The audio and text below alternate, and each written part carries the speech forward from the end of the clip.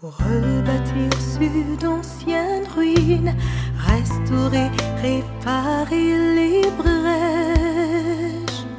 Telle est la vision du centre chrétien, grâce Académie. Rebâtir, restaurer, réparer, relever, rendre le pays habitable. Grâce Académie.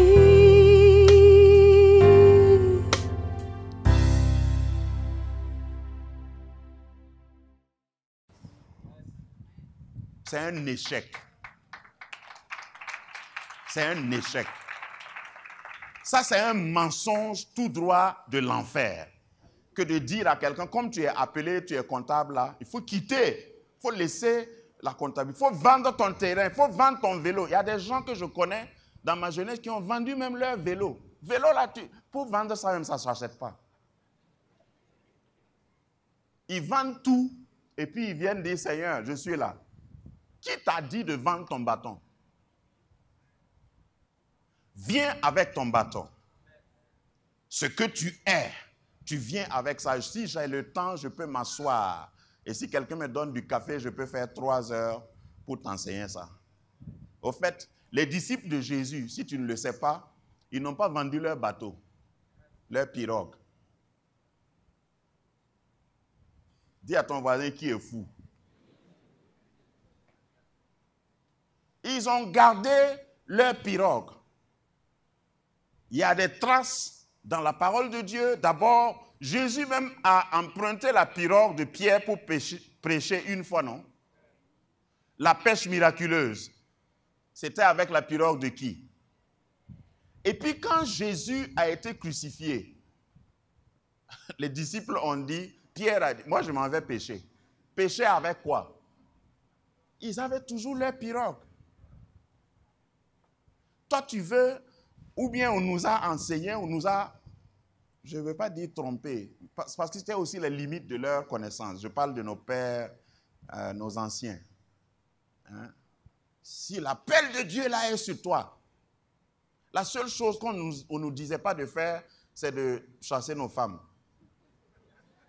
Parce que si Dieu t'a appelé, il faut tout laisser pour aller. Et il y a des gens, je connais, j'ai encore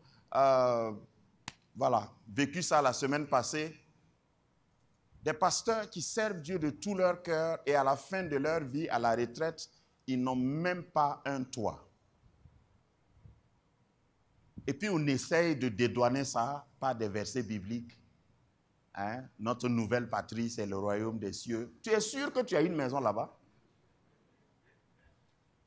Et puis les enfants de ces hommes et de ces femmes de Dieu ne sont pas sûrs que Dieu est bon. Parce qu'ils voient ce que leurs parents ont fait et ils se disent, mais c'est quoi? Toute la vie, je n'avais même pas mon père à côté de moi. Et puis à la fin de sa vie, c'est ça l'œuvre de Dieu? Mais moi, je suis de la génération et même de la race qui refuse que les enfants qui vont naître de moi ou vivre avec moi aient honte de servir Dieu. Tu peux penser tout ce que tu veux. Donc c'est ce que j'enseigne à tous ceux qui sont sous ce ministère, qui sont appelés à un ministère.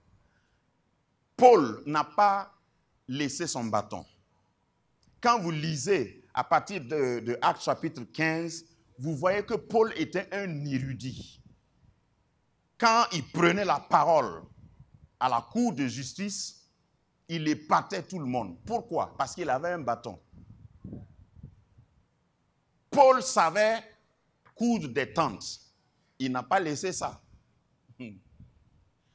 Un des secrets de Paul, et ce que je suis en train de vivre, c'est qu'il ne dépendait pas de la dîme et des offrandes. Voilà.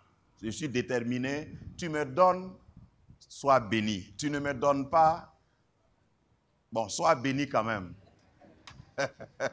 Mais moi, je vais vivre.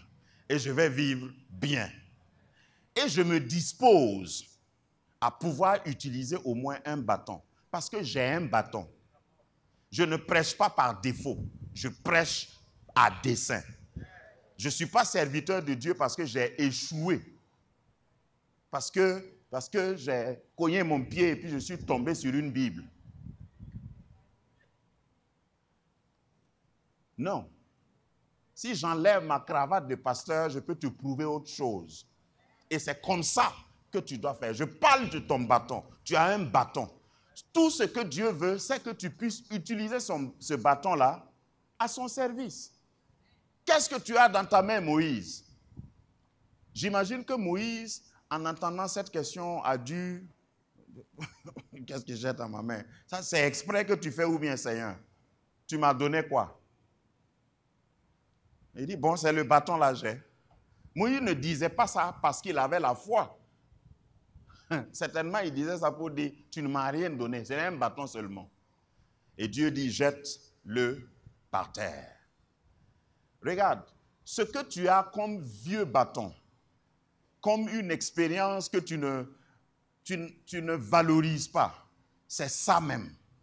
Et moi, je suis peut-être assez fou pour dire que même les expériences fâcheuses que tu as eues avant de connaître Christ, si tu acceptes de verser tout ça dans sa main, il peut changer en quelque chose.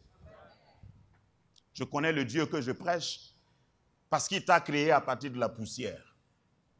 Donc ce que tu as dans ta main, même si ça ressemble à de la poussière, il va utiliser ça pour sa gloire. Alléluia. Donc dans notre récit, il y a eu un temps où les enfants d'Israël, merci, les enfants d'Israël se murmuraient. Hein? Si vous êtes leader de murmureurs, vous serez un leader frustré. Si vous avez des enfants qui murmurent, beaucoup de gens sont silencieux parce qu'ils ne savent pas ce que ça veut dire. Des gens qui murmurent. Quand tu es quelqu'un qui murmure, murmurer ici veut dire qu'ils ne sont pas satisfaits de ce qu'on leur donne. Hein? Si tu as... Je vais faire attention maintenant à ce que je vais dire. Si tu as un mari qui murmure, voilà. Malgré ce que tu lui donnes, là, il murmure. Un murmureur. C'est-à-dire, entre toi et lui, il construit deux murs. Mur. Tu ne peux même pas l'atteindre. Quoi que tu fasses, il murmure. C'était le cas de Moïse. Et Moïse était ceux qui sont sortis d'Israël, enfin d'Égypte plutôt, les enfants d'Israël qui sont sortis d'Égypte. La Bible dit que c'était plus de 600 000 hommes de pied, c'est-à-dire les hommes sans compter les femmes et les enfants. Donc on estime à 3 millions, la plupart des étudiants de la Bible ou de l'histoire biblique. 3 millions de personnes que tu conduis et puis ils murmurent. Ils font manifestation, grève, pour revendiquer le front commun.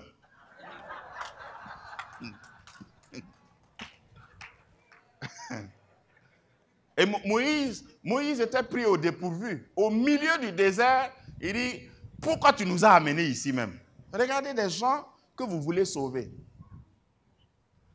Normalement, à une crise comme ça, je dis ça à propos, peut-être je dramatise comme d'habitude, mais à une crise pareille, il aurait fallu que Dieu fasse retentir au moins un tonnerre pour calmer les gens. Dieu ramène le monsieur Moïse à son bâton. Il dit, prends ton bâton là. Moïse devait se dire, ce bâton là, je croyais que c'était pour faire des serpents seulement. Parce que c'est une autre expérience. Prends ton bâton, va vers le rocher, frappe le rocher, l'eau sortira parce qu'il y avait une revendication d'eau. C'est pourquoi j'ai dit fonds commun. On n'a pas à boire. Tu nous as amenés ici pour nous tuer. Quand tu aides des gens et puis ils font comme ça. Souvent, secrètement, on pense, Seigneur, si tu pouvais me donner ta place pour 1 minute, je vais régler mon compte avec ces gens-là. Et puis tu me remets à ma place. Certainement que Moïse ne savait pas que dire. Mais Dieu lui dit, c'est toujours le bâton. Prends ton bâton, va frapper le rocher, l'eau sortira. Je sais qu'aujourd'hui, quand nous lisons, comme on se connaît l'issue, on est, ouais, Dieu est puissant. Mais pour Moïse, ce n'était pas évident. Si Dieu te dit de prendre un bâton et d'aller sur le mont Tinakuru, frapper une pierre, un rocher sauvage pour que de l'eau sorte, je sais comment tu vas faire. Tu vas aller nuitamment. Comme ça, si ça ne réussit pas, personne n'a vu. Mais le texte nous dit que c'est devant tous les anciens. Est-ce que tu as le courage d'utiliser ton bâton en public? C'est le point que je veux faire. Je ne m'adresse pas à toi, je parle depuis longtemps là, je parle de ton voisin. Donc ne sois pas frustré. Il y a des gens, quand ils viennent à l'église, ils ne veulent pas qu'on connaisse leur bâton. Alléluia. Frère, vous faites quoi dans la vie? Non, je suis un simple adorateur du Seigneur. Je bénis ton nom, Seigneur. Frère, qu'est-ce que vous voulez faire dans l'église? Non, moi, je suis venu juste adorer Dieu. Vous n'avez pas de bâton? Non, yeah. Nous, même les chants là, je ne connais pas. Oh. Nous, on vient seulement, si quelqu'un entonne, on va suivre. Tu as laissé ton bâton où? Demande à ton voisin pour moi, où est ton bâton? Parce que utiliser son bâton publiquement là, c'est oser. Moïse pouvait se dire, et si je frappe et l'eau ne sort pas? Qu'est-ce qu'on... Moi-même, on va me réduire en eau. Parce qu'on va m'écraser. Des gens qui sont en courroux contre toi et ton Dieu. Parce que quand ça chauffait chaque fois, si vous lisez, quand ça chauffait chaque fois, on disait de Dieu, le Dieu de Moïse. Ton Dieu là. Alors que tout le peuple d'Israël répondait du nom de Dieu. Et quand Moïse a frappé le rocher, l'eau est sortie. C'était, de façon chronologique, c'était la 3e fois que Moïse utilisait son bâton. La 4e fois. La première fois, c'était devant Pharaon. Et son bâton a avalé les bâtons ou les serpents des magiciens. La 2e fois, c'était la mer Rouge, quand ils sont sortis. Je crois que c'est 3 jours de marche après, il y avait la mer Rouge. Et Dieu dit à Moïse, lève ton bâton, le même bâton. Il lève le bâton, la mer se fend en deux. À ce niveau du message, je voudrais te dire, n'oublie pas tes témoignages passés, parce que ça peut te servir pour tes combats présents. Si Moïse ne se rappelait pas de ce que le bâton a fait depuis, il n'allait pas avoir le courage. Donc la 2e fois, c'était devant la mer Rouge. Là, bon, je vais me tromper, parce que Moïse a utilisé aussi son bâton pour taper la poussière du bord du Nil. Quand il a tapé la poussière, qu'est-ce qui s'est produit? Des poux. Donc, ce même bâton-là, c'est ce que Dieu va utiliser. Ne va pas chercher trop loin. Il y a beaucoup de gens qui échouent dans l'œuvre de Dieu parce qu'ils ne reconnaissent pas ce qu'ils ont entre leurs mains. Quand Dieu t'a appelé là, c'est tard de dire « moi je ne sais rien ». Parce que c'est ce que tu as là même que Dieu va utiliser. Peut-être tu as un cœur pour aider les gens qui sont malheureux. Vous savez que ça là c'est un don. Il y en a qui ne peuvent pas pleurer. J'en ai rencontré déjà. Quand tout le monde pleure et il se croit obligé de pleurer, il dit, oh là là, c'est tout. C'est leur façon de... C'est fini, hein? Il ne faut pas attendre des larmes. Quand ils ont dit, oh là là, là c'est fini. Et puis ils ont oublié. Ce qui va te faire pleurer pendant des semaines, ça ne touche pas à quelqu'un. Donc, tu as une fibre quelque part qui est sensible, que Dieu est en train de toucher, même pendant que je prêche là. C'est ça ton bâton. Tu as une capacité, tu as un don, tu as des talents quelque part, où tout le monde dit, si toi tu viens, toi tu vas faire ça. C'est ça que Dieu veut. C'est ça qu'il faut mettre au service du Seigneur. C'est ça qu'il faut jeter à la parole de Dieu.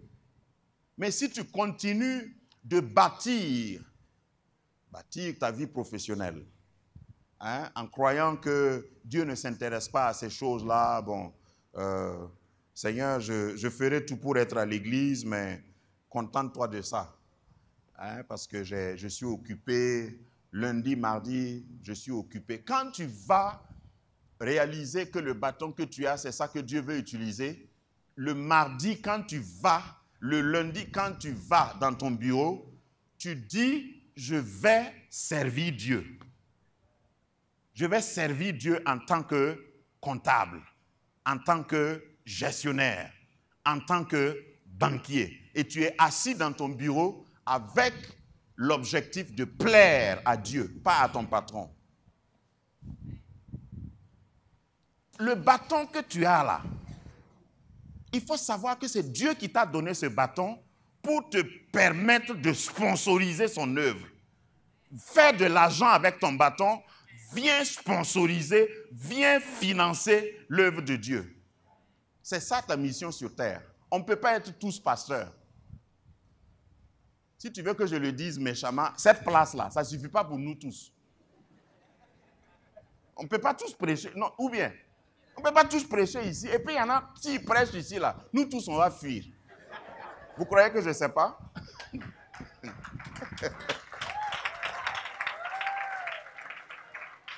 Donc tu as ton bâton, j'ai mon bâton. Ce que Dieu cherche, c'est que tu jettes ça. Ou bien tu étends ça. La deuxième expérience dans ce récit, c'est quand Amalek, et quand je méditais sur ce passage, je me suis dit, au fait, après une victoire, il faut célébrer dans la vigilance. La Bible dit veiller et prier. Imaginez qu'il y ait eu cette tension-là. Et puis Dieu a exaucé, l'eau est sortie. Vous pouvez imaginer la joie, parce qu'il n'y avait pas que les hommes, il y avait les animaux. Tout le monde avait soif. Donc tout le monde a commencé, il y en a qui ont commencé à se baigner, parce que c'était une chute d'eau. Voilà. Et il y en a qui ont commencé à se laver en public. Je dis, vraiment, ça fait longtemps. Et puis, c'est de l'eau pure. Dieu ne te donne jamais de l'eau que tu dois filtrer. Si ta bénédiction là doit être filtrée, ça ne vient pas de Dieu. Quand Dieu bénit, ce n'est pas suivi de chagrin. Donc, eau de rocher qui sortait. Donc, les gens étaient très contents.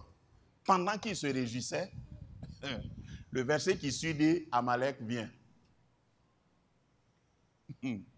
Parce qu'il y a des gens qui veulent que si c'est Dieu, que tout soit en paix. Seigneur, tu m'as donné une belle femme. Pourquoi elle est malade? Tu m'as donné un joli bébé. Mais pourquoi je dois aller toujours à l'hôpital? Seigneur, l'œuvre de Dieu que je fais là même, c'est toi qui m'as dit de faire. Pourquoi c'est compliqué comme ça?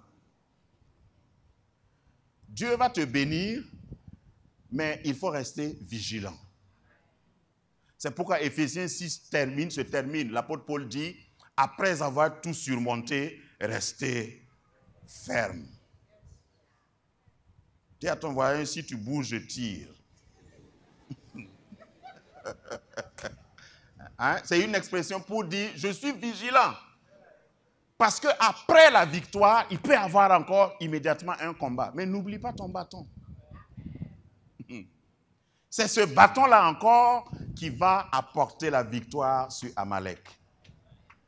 Et à certaines victoires, c'est pourquoi je dirais le texte est tellement riche que je ne peux pas tout exploiter.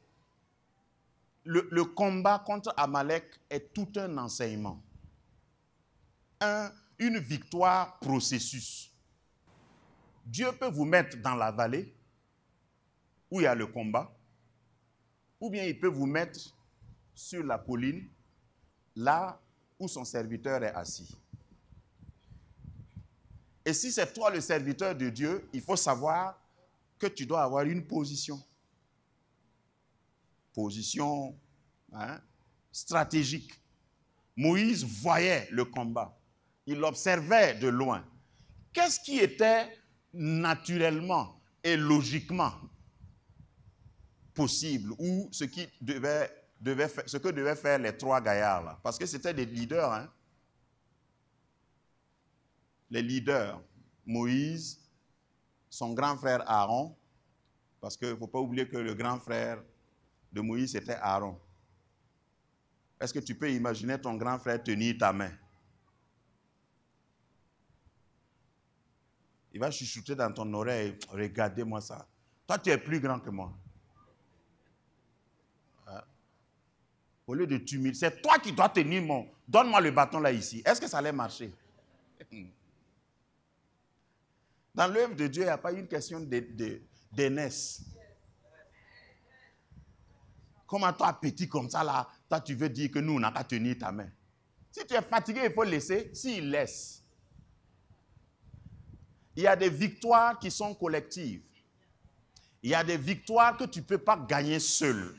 Tu n'as qu'à tout faire. Tu ne peux pas. Quand c'est des victoires qui doivent être collectives et qui passent par le sommet vers la vallée, il faut que tu travailles à ça. Quand nous sommes assis ici, dans Grâce Academy, dans cette chapelle, dans ce bâtiment, dans nos cultes, ce sont des victoires communes. Et il arrive que quelqu'un, même si ce n'est pas moi, vienne ici, et puis Dieu lui donne les instructions. Lève tes mains. Tiens le bâton haut. Tant que le bâton est haut, en bas, dans la vallée, il y a des victoires. Quand nous venons dimanche ici, et nous célébrons le Seigneur ensemble, lundi, c'est dans la vallée que vous allez, et vous remportez des victoires. Et vous revenez encore, vous vous ressourcez, et c'est comme ça. C'est une victoire processus. Ce n'est pas du coup. Il y a des victoires instantanées, mais il y a aussi des victoires qui vont durer. Et dépendant de ta position, de ton obéissance, de ta collaboration, j'allais dire, Dieu te donnera de la victoire dans toutes tes entreprises. Mais souvent, on ne l'a pas compris.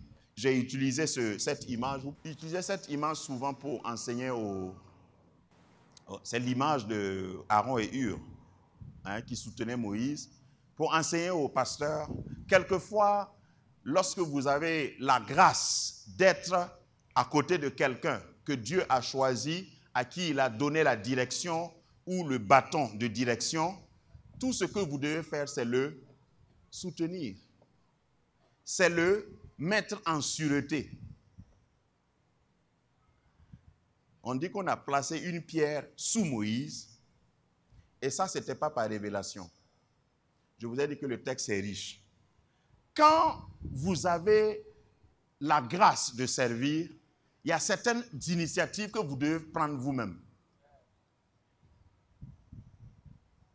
D'abord, ce n'était pas une prophétie qui leur a dit, pour dire, Aaron, toi et Hur, soutenez les mains de mon serviteur. Ils n'ont pas entendu de voix, mais ils ont imaginé. Ils ont fait le constat que quand Moïse levait les mains, il y avait la victoire dans la vallée. Il faut soutenir ce qui te soutient. Il y a beaucoup de... Je vais dire certaines choses et prenez ça dans le contexte de ce message. Quand tu arrives à un certain niveau, tu sors sur la place du marché et tu combats des bêtes féroces. Vous savez de quoi je parle. Tu es en concurrence avec des gens qui veulent même t'éliminer. Et puis tu te contentes de petites prières. Tu as un Amalek, et puis, Seigneur Jésus, aide-moi, je pars pour ce concours-là, je pars pour cet appel d'offres, bénis-moi, que tes anges m'accompagnent. Amen. Mon gars, ça ne suffit pas. Tu as besoin d'une organisation autour de certains combats. Il faut trouver ton Aaron et Hur. Ou bien tu trouves ton Moïse. Parce que ce que tu rencontres là-bas, là, ils ont engagé des marabouts. Ah, je sais de quoi je parle. Toi, tu pars les confronter les mains vides et tu n'as même pas bien prié. L'Éternel est mon berger, je ne m'occuperai de rien. C'est ce qui explique certains échecs. J'ai prié pour un frère, heureusement maintenant il est un frère. Il m'a dit que pour un marché dans ce pays-là, il a fait un sacrifice avec un chameau. Toi, tu as déjà fait ça. Tu sais combien coûte un chameau? Et qui va égorger même le chameau là? Il a fait ça pour avoir le marché. Certains d'entre nous, si on dit de jeûner même pour prier, on dit aïe, ça là, est-ce que c'est obligé? Hein? Le Seigneur me connaît, il n'a qu'à faire. Je ne dis pas que c'est à force d'offrande ou de prière ou de jeûne que Dieu fera. Mais il faut que tu sois conscient qu'il y a des situations amalécites. Il y a des situations Amalek. Quand c'est Amalek, ce n'est pas une prière SMS qui va guérir ça, qui va arranger ça. Il faut qu'il y ait une pierre. Il faut qu'il y ait un intercesseur qui s'assoit sur la pierre. Il faut qu'il y ait une équipe qui le soutient pour que dans la vallée, il y ait la victoire. Je ne sais pas quel Amalek te fait face. Je ne suis pas venu ici t'annoncer que Amalek aura la victoire parce qu'il n'a jamais... Amalek a été toujours, si vous ne savez pas, l'ennemi juré, l'ennemi continu d'Israël. Mais Israël a toujours vaincu Amalek. Et tu vaincras ton Amalek. Si tu suis ces recettes, au fait, Dieu... Quand j'ai fini de préparer ce message, j'ai posté quelque chose sur le net. Dieu ne fait exception de personne. Dieu ne respecte pas des personnes, il respecte des principes. Qu'est-ce que ça veut dire? Ce n'est pas parce que tu es bishop que Dieu va faire réunion et dire, bon, faites tout pour que rien ne lui manque. Non, si bishop n'obéit pas aux principes, quelque chose lui manquera. Tout lui manquera même. Mais ça veut dire aussi que lorsque tu obéis aux principes, Dieu se sent obligé parce qu'il dit, il veille sur sa parole. Il n'a pas dit, il veille sur ton nom ou ton titre. Il veille sur sa parole pour l'accomplir. Il y a quelqu'un qui a reçu une parole parmi nous. Dieu veille pour l'accomplir. Tout ce qu'il te faut, mets-toi dans cette position et tu vas gagner. D'ailleurs, je te vois déjà gagner. Tu réussiras dans ton entreprise, quel que soit le combat qui se présente à toi, je te vois victorieux. Le Seigneur s'assurera que tu réussisses dans ce que tu vas entreprendre. C'est ça qui va constituer ton témoignage. C'est ça qui va faire que tu auras raison devant tes détracteurs, devant tes concurrents. Tu auras un témoignage encore et encore. Après le témoignage devant Pharaon, après le témoignage devant la mer rouge, après le témoignage devant le rocher, le même bâton que tu as eu va te donner un témoignage sur Amalek. Amalek va échouer lamentablement. Regarde, tu ne vas pas utiliser les armes que ton ennemi utilise. Dans la vallée, les Amalécites utilisaient des armes de combat. Sur la montagne, Dieu a donné un bâton. Je te communique ce bâton maintenant. Je te donne de réussir là où les autres échouent. Je te donne de triompher là où les autres se sont écroulés. Dieu permettra que ton ennemi soit témoin de ta réussite, de ton succès, et il ne pourra rien faire. Que la grâce de Dieu s'attache à ta vie, s'attache à ton histoire, que la grâce de Dieu s'attache à tes pas partout où tu passes. Que l'ennemi trépasse. Sois béni au nom de Jésus. Amen. Amen. Académie, rebâtir, restaurer, réparer, relever, rendre le pays habitable. Grâce Academy.